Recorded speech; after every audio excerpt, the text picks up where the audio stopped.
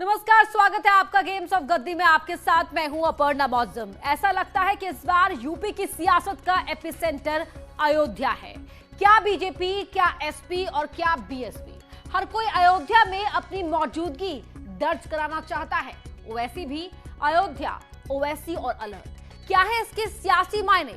मायावती के खिलाफ सियासत का षड्यंत्र कौन कर रहा है? अमेठी की स्मृति, 70 साल का सवाल। साथ ही समझेंगे कि विधायक जी क्यों हुए नाराज। सबसे पहले बात राजनीति के एपिसेंटर अयोध्या की।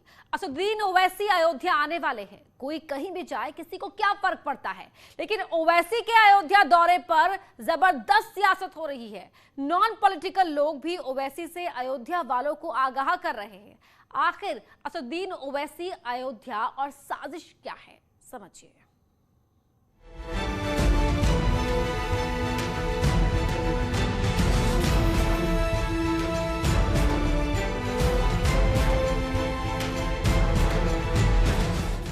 ओवैसी की अयोध्या में एंट्री से पहले ही यूपी की सियासत गर्म है।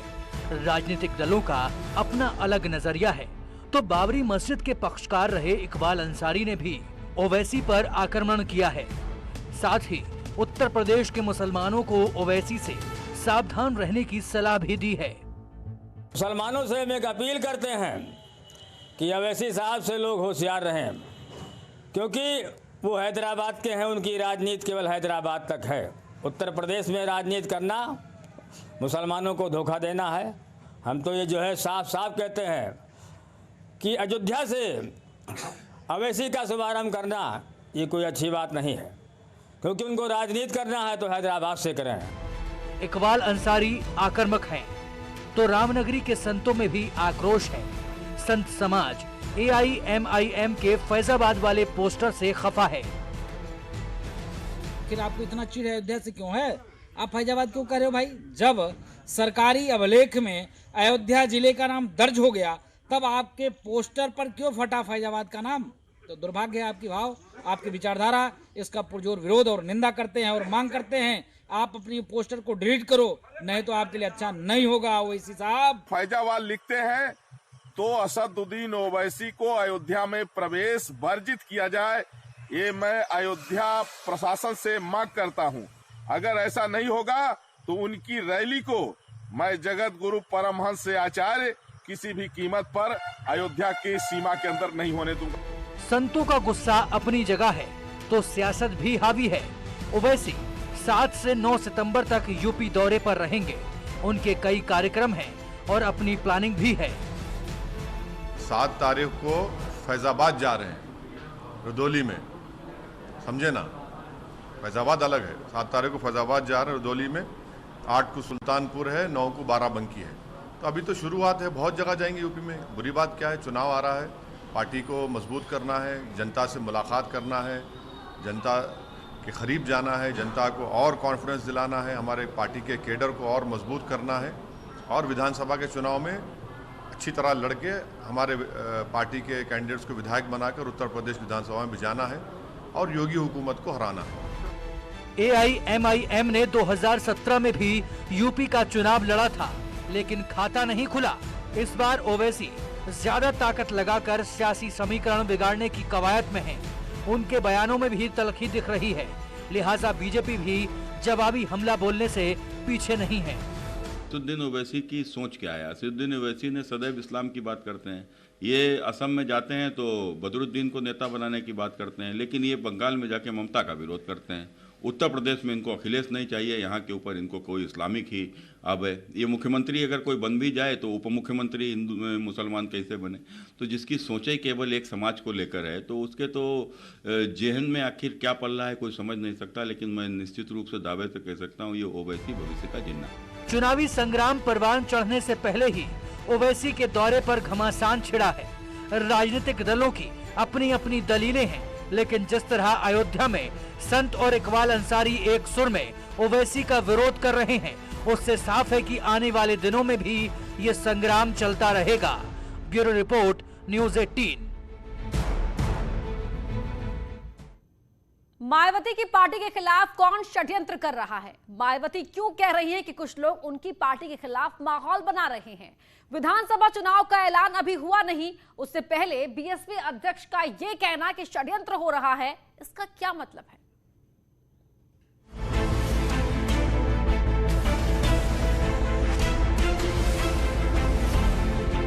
चुनाव विधानसभा का हो या लोकसभा का या फिर नगर निगम का ही क्यों ना हो, प्री पोल और पोस्ट पोल सर्वे होते रहते हैं। यूपी विधानसभा चुनाव से पहले वोटर सर्वे आया है तो उसमें बीजेपी क्लीन स्वीप करती दिखी। सर्वे में समाजवादी पार्टी, बीएसपी और कांग्रेस जैसी पार्टियों का यूपी से सूफड़ा साफ दिखा। जैसे ही प्री पोल सर्वे पब्लिक डोमेन में आया तो दिल्ली से लेकर लखनऊ तक सियासी हलचल बढ़ गई। मायावती ने सर्वे को सिरे से खारिज कर दिया।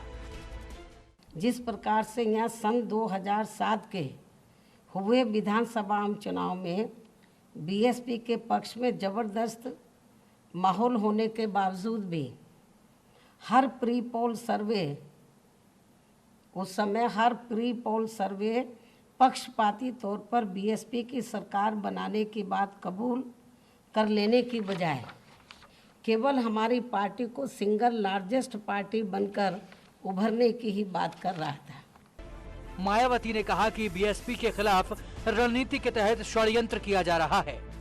उन्होंने 2007 के विधानसभा चुनाव का हवाला देते हुए कहा कि उस वक्त भी मीडिया में माहौल बनाने की कोशिश हुई थी, बावजूद इसके बीएसपी ने पूर्ण बहुमत की सरकार बनाई थी।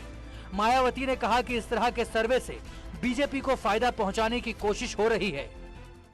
इनका खास मकसद भाजपा को मजबूत दिखाते रहने से ज़्यादा बीएसपी के लोगों का मनोबल गिराना ही लगता है, जबकि इनको ये मालूम होना चाहिए कि बीएसपी के लोग पहले से ही इस प्रकार के षड्यंत्रों का सामना करने के लिए हमेशा तैयार रहते हैं। चुनावों को लेकर एजेंसियों के सर्वे हर बार सच नहीं होते। कुछ हजार या कुछ लाख लोगों से बातचीत करके 23 करोड़ लोगों का मूड बता पाना आसान नहीं है, लेकिन बावजूद इसके बीजेपी सर्वे से खुश है। बीजेपी ने मायावती पर ही आरोप लगा दिए। 14 का लोकसभा का चुनाव हो, चाहे 17 का विधानसभा का चुनाव हो और चाहे 19 का लोकसभा का चुनाव हो, वो बहन जी लगातार हार क्यों रही हैं? आज उनके यहाँ भगदड़ मची हुई है। उनके टिकटों की बिक्री और टिकटों के दाम घट गए हैं, मूल्य घट गए हैं, कोई लेने को तैयार नहीं है। बहन जी इसलिए घबराई हुई हैं। इस तरह का बयान देके वो सोचती हैं कि हम अपने कुनबे को बचा लेंगे या अपने टिकटों की कीमत बढ़ा लेंगे, तो वो होने वाला नहीं है। प्री पोल सर्वे से पक्ष या विपक्ष में माहौल बनता है। मायावती के हिसाब से सर्वे ठीक नहीं हुआ, इसलिए वो इसे खारिज कर रही हैं। लेकिन इस तरह के सर्वे से पब्लिक में पार्टियों को लेकर चर्चाएं तेज हो जाती हैं, जो आगे चलकर चुनावी मूड में बदल जाती हैं। Bureau report, news 18।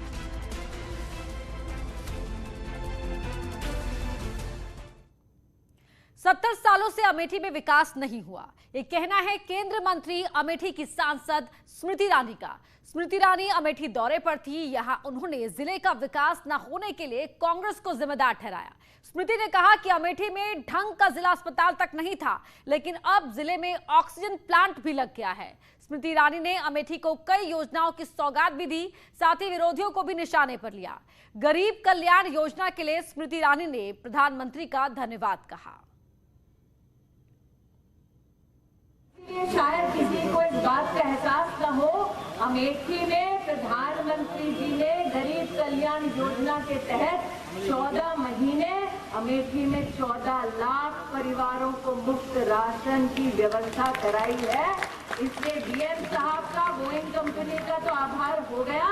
अब प्रधानमंत्री जी के लिए हम सब एक स्वर में बोले। 1967 में अमेठी लोकसभा सीट बनाई गई। तब से लेकर अब तक 1998 और 2019 को छोड़ दे तो ये सीट कांग्रेस के हाथ रही। संजय गांधी, राजीव गांधी, सोनिया गांधी और 2004 से राहुल गांधी। हालांकि अब अमेठी सीट भारतीय जनता पार्टी के हाथ में है। स्मृति ईरानी सांसद है और बीजेपी अब जिले के विकास का दावा कर रही है।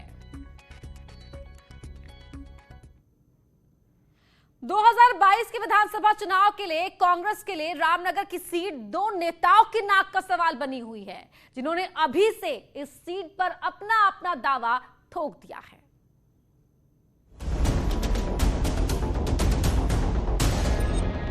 कभी पूर्व सीएम हरीश रावत और रणजीत रावत एक दूसरे के पूरक माने जाते थे, लेकिन समय के साथ ये जोड़ी टूट गई और अब दोनों में 36 का आंकड़ा है। कांग्रेस के संजय नेगी का रणजीत रावत पर आरोप है कि उन्होंने सल्ट उपचुनाव में कांग्रेस की प्रत्याशी गंगा पांचोली को हराने का काम किया। वहीं संजय नेगी ने हरीश रावत के रामनगर से चुनाव नहीं लड़ने पर खुद की दावेदारी भी पेश कर दी। यदि हमारे पूर्व मुख्यमंत्री हरीश रावत जी चाहते हैं कि वो रामनगर से चुनाव लड़ें, तो निश्चित रूप से वो रामनगर से चुनाव लड़ें और हमारी पूरी टीम हरीश रावत जी को रामनगर से चुनाव लड़ाने का मन बना चुकी है और उन्हें चुनाव लड़ाया जाएगा। और यदि हरीश रावत जी किसी कारण से इनकार करते हैं रामनगर से चुनाव लड़ने से, तो निश्चित रूप से मेरी प्रबल दावेदारी है। सल्ट में जब रणजीत रावत जी के बेटे को टिकट नहीं मिला तो उन्होंने किस तरीके से रामनगर में बैठकर और अपने कार्यकर्ताओं से यह कहकर कि गंगा पंचोली वहाँ पर चुनाव नहीं जीतनी चाहिए। बीते चुनाव में रणजीत रावत ने रामनगर सीट से चुनाव लड़ा था, लेकिन हार गए थे। रणजीत रावत यहां से फिर चुनाव लड़ना चाहते हैं। सल्ट उपचुनाव पर रणजीत रावत का कहना है कि कुछ लोग मुझे पार्टी से बाहर निकालना चाहते थे, लेकिन पार्टी ने तो मेरा प्रमोशन कर दिया।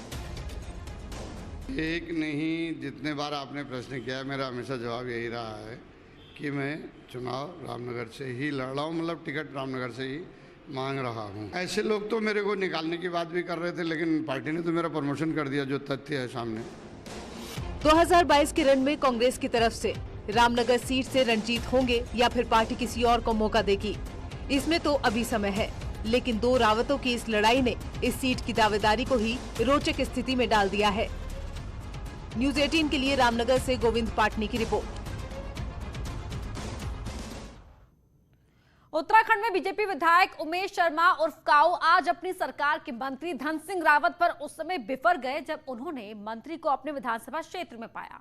दरअसल देहरादून रायपुर विधानसभा क्षेत्र से उमेश शर्मा बीजेपी के विधायक हैं और पार्टी के अंदर चर्चा है कि इसी सीट से दूसरे नेता, जिसमें मंत्री धन सिंह भी शामिल हैं, आने वाले चुनाव में उतारे जा सकते हैं। आज क्षेत्र में मुख्यमंत्री पुष्कर सिंह धामी का कार्यक्रम था। इसी दौरान विधायक मंत्री को देखकर आग बबूला हो गए और नाराज होकर कार्यक्रम ही छोड़कर चले गए।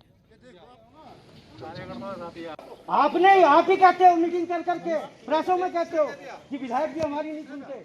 ये खड़े हैं जी, आप विधायक हैं। अरे औकात में रहो, औकात में रहो। अरे औकात वाली बात करो। आपको किसने बुलाया? आपको किसने बुलाया? ये आपका नहीं है, सरकारी। पूछ लो मंत्री से, अगर आपने इनको बुलाया ना, करो कार्यक्रम। आप सुनो, स्थिति है रायपुर की, अब देख लो, ये देखो आपने यहाँ भी कहते हो, मीटिंग कर करके प्रेसों में कहते हो कि विधायक जी हमारी नहीं सुनते। ये खड़े हैं जी, आप विधायक हैं। अरे औकात में रहो, औकात में रहो। अरे औकात वाली बात करो। यार रुक रहे एक छोटे से ब्रेक के लिए।